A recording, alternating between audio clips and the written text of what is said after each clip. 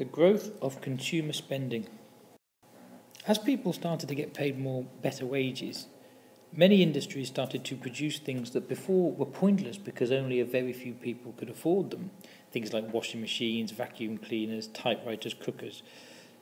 Suddenly advertising shot up because people had the money to buy these things.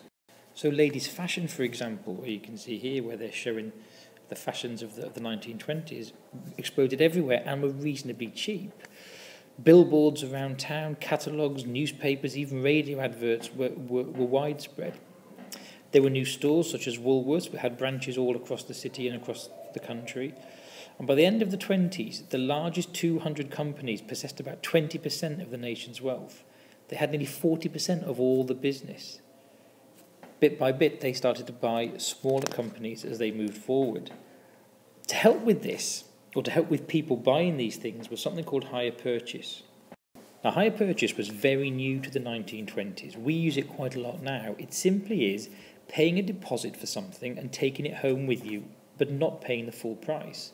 What you then do is you pay it back bit by bit over the next month, week, whatever, with a slight interest rate that the bank would lend you.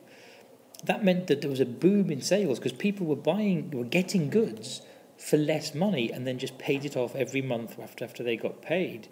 That means that if you're selling more, you employ more people. That means the company and the country starts to boom and do really well. As wages go up, you start purchasing bigger things such as a car and you borrow more money. In the early 1920s, this looked great. Later on, it comes back to haunt America and it's a major problem. One of the ways that Americans tried to make a quick buck was on the stock market.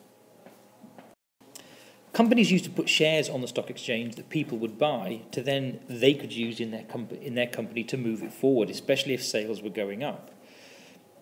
People tried to buy them as low as they could, hope they'd go up in price and they could sell them for a profit. So in the whole of the 1920s, on average, shares went up 300% as people were trying to buy them. And many ordinary Americans tried to buy some as well. The New York Stock Exchange scene here became very, very busy.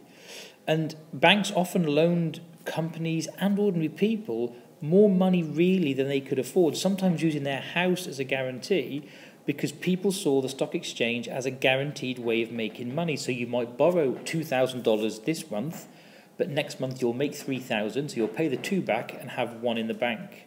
The government even encouraged people to do this. People genuinely believed this was an easy way to make money, and that the states are encouraging people to go out there and make the money for themselves. Again, for a time, this looked fantastic, but bit by bit, people realised this was a bubble that was eventually going to burst.